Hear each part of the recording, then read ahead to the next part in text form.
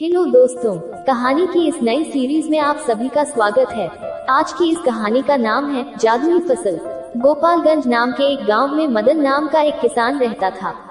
मदन अपने खेतों में खूब मेहनत करता था। उसी से आने वाले थोड़े बहुत पैसों से ही उसका घर चलता था। मदन के घर में उसकी पत्नी माला और दो छोटे छोटे बच्चे थे।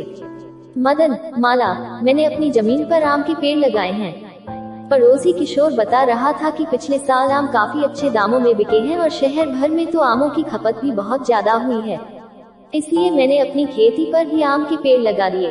अगर सब कुछ अच्छा रहा तो इस साल हम दोगुना मुनाफा कमाएंगे और अपने घर की मरम्मत भी करवा देंगे। इसी के साथ साथ बच्चों को भी बेहतर शिक्षा दे पाएंगे। उद्धरण चिन्ह, माला, अरे यह तो बहुत अच्छी बात है। भगवान हमारी जरूर सुनेंगे। हमारे आम भी अच्छे दामों में बिकेंगे और खूब मुनाफा कमाएंगे। उद्धरण चिन्ह, मदन, हाँ, अब मैं भी खेत पर जाता हूँ। उद्धरण चिन्ह, मदन रोजाना अपने खेतों पर जाकर पौधों को पानी देता और उनकी खूब सेवा करता था ताकि बहुत ज्यादा फल दे सके। कुछ दिन बीत जाते हैं और बारिश का मौसम आ जाता है। मदन के आम के पेड़ अब फल देने के लिए तैयार हो चुके थे। मदन का दोस्त किशोर का भी खेत उसके बगल में ही था। वे दोनों काम करने के साथ साथ बातचीत भी करते रहा करते थे। किशोर, मदन भैया, आपकी जमीन पर आम के पेड़ तो बहुत अच्छे लग रहे हैं। ऐसा लग रहा है कि इस बार आम के पेड़ों पर खूब अच्छा फल आएगा। उद्धरण चिन्ह, मदन, हाँ किशोर, मैंने मेहनत तो बहुत की है। अब भगवान की कृपा से फल तो अच्छा ही आना चाहिए। इस बार मुनाफा भी ज्यादा होगा। उद्धरण चिन्ह, किशोर, भगवान हम सब पर कृपा बनाए रखें। बस इस बार कोई तूफानी बारिश न आए। कुछ गांव वाले कह रहे थे कि अगर इस बार ज्यादा बारिश हो गई तो काफी फसल नष्ट हो जाएगी। बस उन लोगों की यही बात सुनकर मेरे मन में डर बैठ गया है। कहीं ऐसा ना हो कि हमारी की हुई मेहनत बेकार चली जाए। उद्धरण चिन्ह, मदन, अरे नहीं, ऐसा मत सोचो। भगवान सभी का भला करते हैं, उन पर भरोसा रखो। उद्धरण चिन्ह, अपना काम खत्म करके मदन और किशोर अपने अपने घर लौट आते हैं।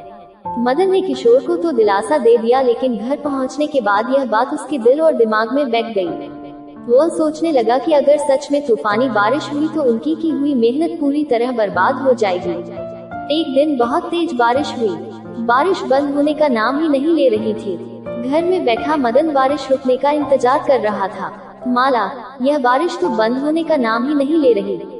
उद्धरण चिन्ह, मदन, मेरा तो दिल बैठा जा रहा है। इतनी तेज बारिश हो रही है, मुझे तो लगता है इस बार पूरे गांव की फसल बर्बाद हो सकती है और मैंने जो इतने महीनों तक खेतों में जी जान से मेहनत की है वह सब बर्बाद हो जाएगी।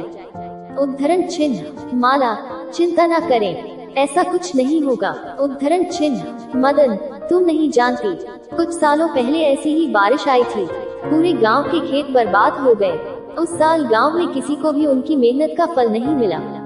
यदि इस बार भी ऐसा ही हुआ तो मुनाफा तो दूर की बात है, हमें खाने के भी लाले पड़ जाएंगे। मुझे कुछ और काम करने को मजबूर होना पड़ेगा। उद्धरण चिन्ह, इसी तरह चिंता और सोच में मदन पूरी रात सो नहीं पाता। अगले दिन मदन सुबह बारिश बंद होते ही अपने पेड़ों को देखने भागता है, परंतु वहाँ का नजारा देखकर उसके होश उड़ जाते हैं। वहाँ चारों तरफ बर्बादी का मंजर दिख रहा था। सभी पेड़ और फसलें बर्बाद हो चुके थे। मदन सर पकड़कर वहीं घुटनों के बल बैठ जाता है और रोने लगता है। तभी किशोर वहाँ आता है। किशोर, अरे भैया, इस तूफानी बारिश ने तो सभी किसानों की फसल और पेड़ को बर्बाद कर दिया। देखो तुम्हारी और हमारी मेहनत पर किस तरह पानी फिर गया। उद्धरण चिन्ह,